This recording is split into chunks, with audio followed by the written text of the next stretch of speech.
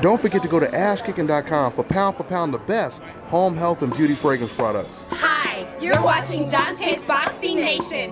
Woo!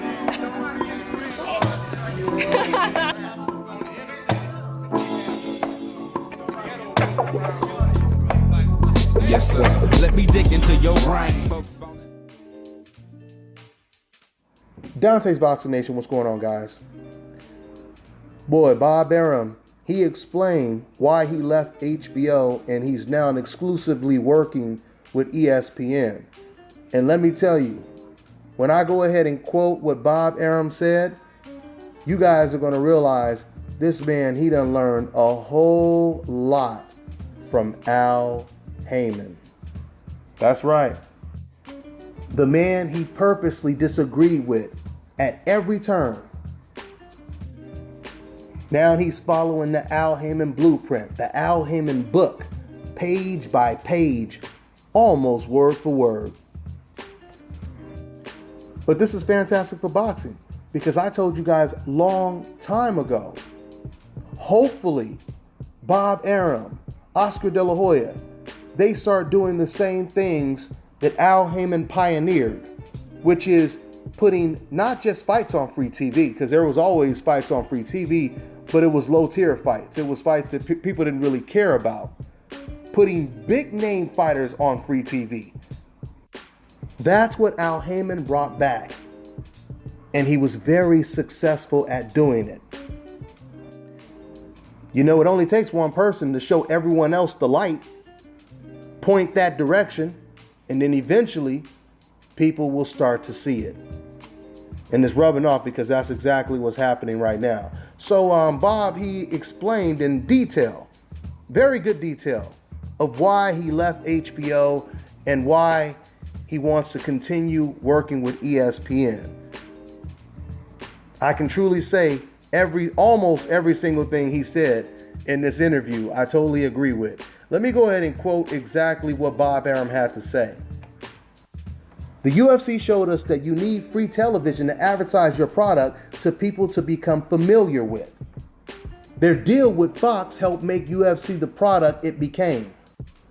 While we in boxing, we're limiting ourselves to premium networks.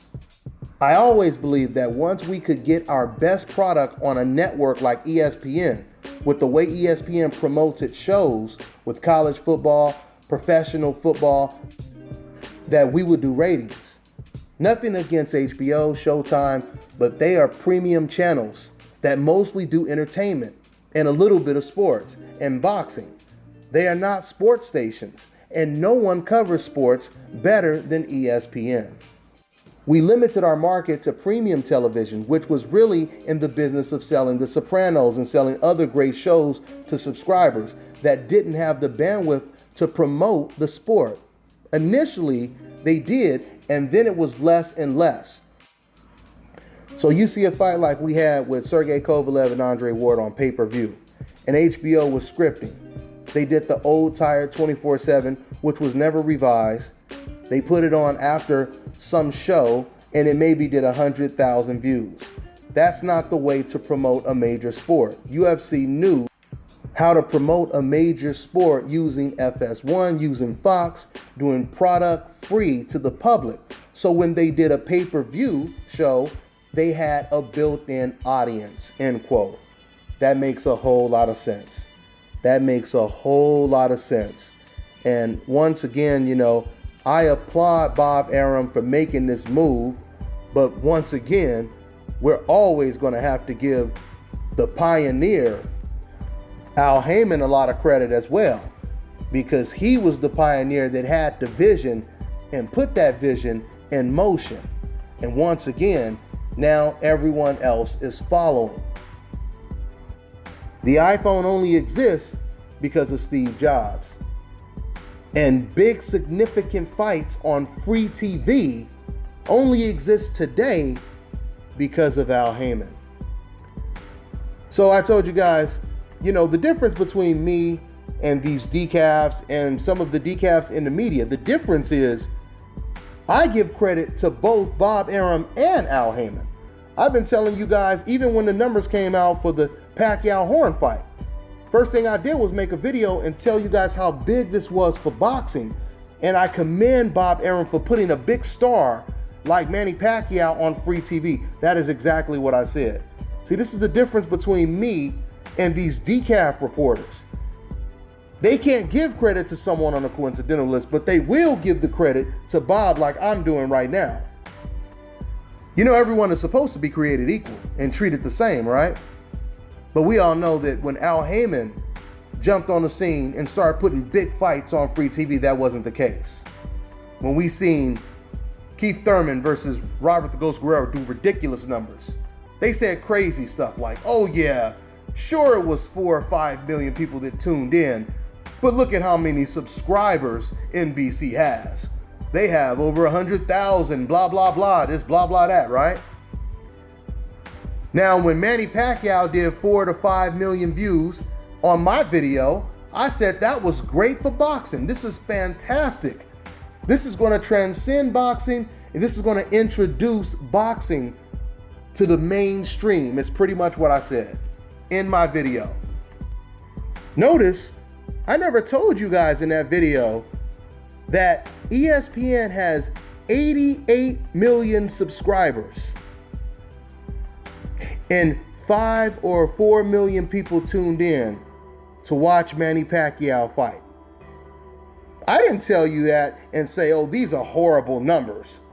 4, 5 million out of 88 million. I didn't say that, because I knew that whenever you have 4 million, 3 million, hell, even 2 million people tuning in, or even 1, whenever you have millions of people tuning in to watch boxing, that is a good thing.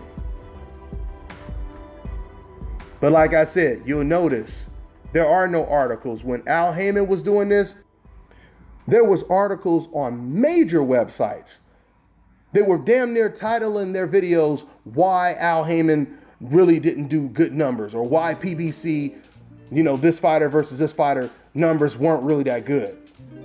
I remember on one major website, they had this complete breakdown of exactly what I'm talking about, where they were saying, well, technically this channel, this network has millions and millions of subscribers, and PBC only did, 6 million for the Errol Spence fight, or only did 4 million for this fight. So really, if you do the math and break it down, those are horrible numbers.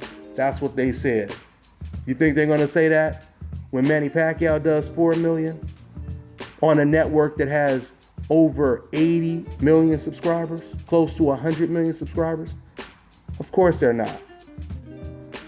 Because Bob Arum has hope insurance. He's covered. That kind of stuff ain't gonna never happen to him. But once again, this is what you call being non-biased. I can give Bob Arum the same credit I can give Al Heyman. Can you do that? Can some of you members in the media, can you do that? Look at yourself in the mirror sometime. And word to Michael Jackson, make that change. That's all I got for now, guys. I'm on to the next one.